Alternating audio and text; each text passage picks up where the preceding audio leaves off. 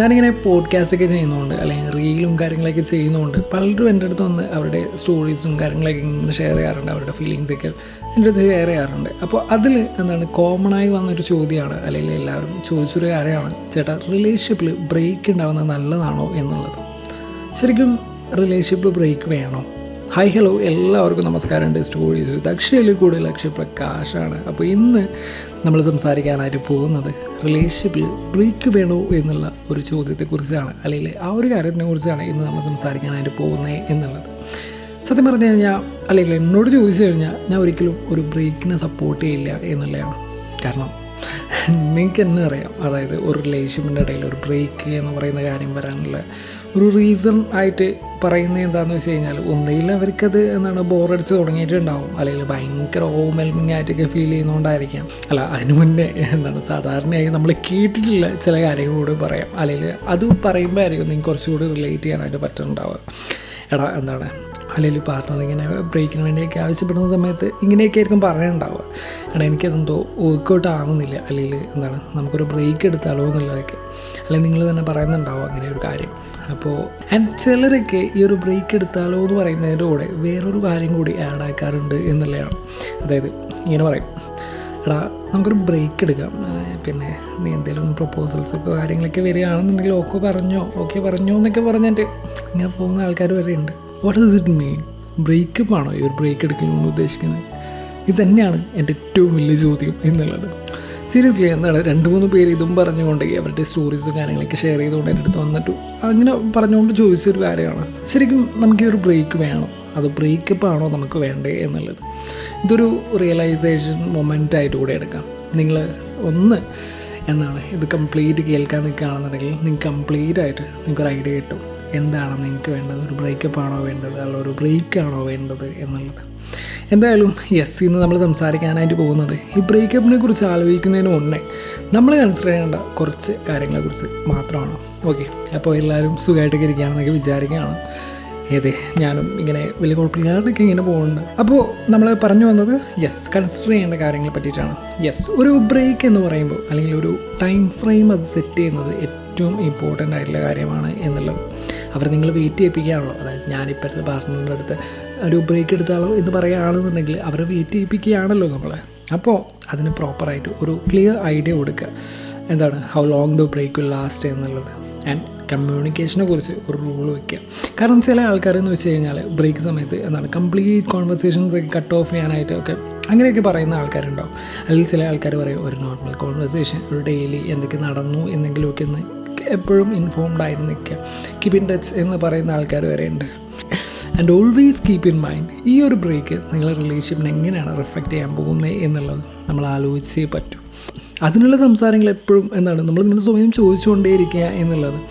രണ്ടാളുടെയും need എന്താണ്, എന്തിനാണ് ഇപ്പോൾ ഒരു ബ്രേക്ക് എന്നുള്ള കാര്യം അത് സ്വയം മനസ്സിലാക്കി അത് അടുത്ത ആളിനെ പറഞ്ഞ് മനസ്സിലാക്കുകയും വേണം എന്നുള്ളത്. മേ ബി കരിയർ റിലേറ്റഡ് ആയിട്ടുള്ള കാര്യങ്ങളാവാം, അല്ലെങ്കിൽ ഫാമിലി ഇഷ്യൂസ് ആവാം, എന്ത് തന്നെ ആയാലും അത് അടുത്തുള്ള ആളെ, അതായത് നിങ്ങളുടെ പാർട്ട്ണറിനെ അറിയിക്കുക എന്നുള്ളത്. ആൻഡ് വേറൊരു കാര്യം എന്താണെന്ന് വെച്ച് കഴിഞ്ഞാൽ, ഞാൻ ഒരിക്കലും പറയില്ല ഈ ഒരു കരിയർ ഇഷ്യൂസ് കാരണം നിങ്ങൾ ഈ ഒരു പാർട്ട്ണറിൻ്റെ ആയിട്ടുള്ള ഈ ഒരു കോൺടാക്റ്റ് വിടാനായിട്ട്. കാരണം നിങ്ങളെ പാർട്ട്ണർ എന്ന് പറയുന്നത്, അല്ലെങ്കിൽ എനിക്ക് എൻ്റെ പാർട്ട്ണർ എന്ന് പറയുന്നത് എന്ത് ടൈമിലും അല്ലെങ്കിൽ എന്ത് പ്രശ്നം ഉണ്ടായാലും അത് നമ്മൾ കൂടെ നിൽക്കാനായിട്ടുള്ള ഒരാളല്ലേ. അപ്പോൾ ആ ഒരു ടൈമിൽ നമുക്ക് എങ്ങനെയാണ് ഒരു ബ്രേക്ക് എടുക്കുന്നതാണ് ബെറ്റർ എന്ന് തോന്നുന്നത്. എനിക്ക് തോന്നിയൊരു കാര്യം എന്താണെന്ന് വെച്ച് കഴിഞ്ഞാൽ, ഈ ഒരു ടൈമിൽ ഈ ബ്രേക്ക് എടുക്കണം എന്ന് തോന്നുന്നവരാണ് എന്നുണ്ടെങ്കിൽ അവർക്ക് ഫീൽ ചെയ്യുന്ന കാര്യം, അല്ലെങ്കിൽ ഫീൽ ചെയ്യാൻ ചാൻസ് ഉള്ള ഒരു കാര്യം എന്താണെന്ന് വെച്ച് കഴിഞ്ഞാൽ, നമുക്ക് വേണ്ട ഒരു മെൻ്റൽ പീസ് നമ്മുടെ പാർട്ട്ണർ തരുന്നുണ്ടാവില്ല. ഓക്കെ, നമുക്കെല്ലാം ഓപ്പണായിട്ട് സംസാരിക്കാൻ പറ്റുന്ന, അല്ലെങ്കിൽ എല്ലാം സംസാരിക്കാൻ പറ്റുന്ന ഒരാളാണെന്നുണ്ടെങ്കിൽ അവർ നമ്മൾ മനസ്സിലാക്കുമല്ലോ. അപ്പോൾ ആ ഒരു സ്റ്റേറ്റ് ഇല്ല, അല്ലെങ്കിൽ അങ്ങനെ ഒരു സിറ്റുവേഷൻ അല്ല എങ്കിലാണ് നമുക്ക് ഒരു ബ്രേക്കിൻ്റെ കാര്യങ്ങളൊക്കെ ആവശ്യം വരുന്നത്, അല്ലെങ്കിൽ അതിനുള്ള ചിന്തകൾ പോലും പോകുന്നത് എന്നുള്ളത്. അല്ലെങ്കിൽ അങ്ങനെ ഒരു സിറ്റുവേഷനുള്ള സമയത്ത് നമുക്ക് എങ്ങനെയായിരിക്കും അവരെ ട്രീറ്റ് ചെയ്യുന്നുണ്ടാവുക, അല്ലെങ്കിൽ നമ്മുടെ പാർട്ട്ണർ എങ്ങനെയായിരിക്കും നമ്മൾ ട്രീറ്റ് ചെയ്യുന്നുണ്ടാവുക, ഇതൊക്കെ റിലേറ്റ് ചെയ്തിട്ടായിരിക്കും ഈ ഒരു ബ്രേക്ക് എന്നുള്ള ചിന്തയിലേക്ക് നമ്മൾ എത്തുന്നത് എന്നുള്ളതാണ്. ആൻഡ് എന്തായാലും പ്രോപ്പറായിട്ട് അത് കമ്മ്യൂണിക്കേറ്റ് ചെയ്യുക, എന്ത് തന്നെയായാലും പ്രോപ്പറായിട്ട് കമ്മ്യൂണിക്കേറ്റ് ചെയ്യുക എന്നുള്ളതാണ്.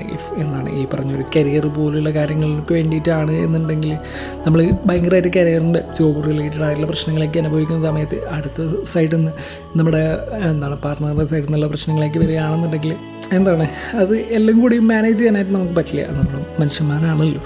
അപ്പോൾ എപ്പോഴും എന്താണ് ഇത് രണ്ടും അലൈൻ ചെയ്ത് പോവുക എന്നുള്ളതാണ്. നമ്മുടെ പേഴ്സണൽ ഗോൾസും അതുപോലെ തന്നെ നമ്മുടെ കരിയർ ഗോൾസും ഒക്കെ അലൈൻ ചെയ്ത് പോവുക എന്നുള്ളതാണ്.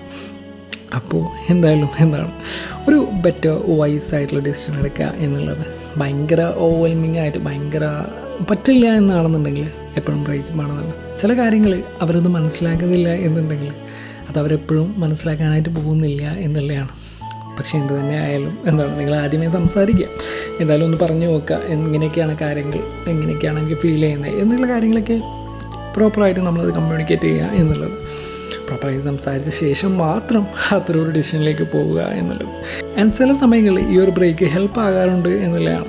അതായത് നമ്മൾ സ്വയം മനസ്സിലാക്കാനായിട്ട് ഒരു സെൽഫ് ഡിസ്കവറി ടൈമൊക്കെ ആയിട്ട് ഈ ഒരു ബ്രേക്കിനെ കാണുന്നവരുണ്ട്. മേ ബി എന്താണ് ഈ ഒരു റഷ് പിടിച്ച ലൈഫിൽ നമ്മൾ ചെയ്യാൻ വിട്ടുപോയ അല്ലെങ്കിൽ നമ്മൾ ആഗ്രഹിച്ച കാര്യങ്ങളൊക്കെ എന്താണ് അതൊക്കെ ചെയ്യാനായിട്ടൊക്കെ ഒരു ടൈം യൂസ്ഫുൾ ആകുന്ന ആൾക്കാർ വരെയുണ്ട്. ഒരു ബ്രേക്കപ്പിന് ശേഷമുള്ള പാച്ചപ്പോ അല്ലെങ്കിൽ അങ്ങനെയുള്ള സംസാരങ്ങൾ പോലെയല്ല ഈ ഒരു ബ്രേക്ക് എടുക്കുക എന്ന് പറയുന്നത്. ഇത് കുറച്ചുകൂടി റിസ്ക്കിയാണ്. കാരണം നമ്മുടെ സൈക്കോളജിസ്റ്റ് ആയിട്ടുള്ള ഡോക്ടർ ഫോർഡ് എന്ന് പറഞ്ഞൊരു വ്യക്തിയുണ്ട്. പുള്ളി പറയുന്നൊരു കാര്യം എന്താണെന്ന് വെച്ച് കഴിഞ്ഞാൽ ബ്രേക്ക് ചില സമയത്ത് ഭയങ്കര റിസ്ക്കി ആയിട്ടുള്ള മൂവാണ്. ആൻഡ് ഓൾസോ ചില സമയങ്ങളിൽ റൈറ്റ് സ്റ്റെപ്പായിട്ട് കാണാറുണ്ട് എന്നുള്ളതാണ്. അപ്പോൾ ഈ ഒരു ബ്രേക്ക് എടുക്കുന്നതിൻ്റെ പ്രശ്നങ്ങളോട് പറഞ്ഞിട്ട് നമുക്ക് മെല്ലെ അവസാനിപ്പിക്കാം എന്ന് തോന്നുകയാണ്. ശരിക്കും പറഞ്ഞു കഴിഞ്ഞാൽ ഇത് നമ്മൾ കുറേ കൂടെ എന്താണ് ഇൻസെക്യൂർ ആക്കും എന്നുള്ളതാണ്. ഭയങ്കരമായിട്ട് ഇൻസെക്യൂർ ആക്കും എന്നുള്ളതാണ്.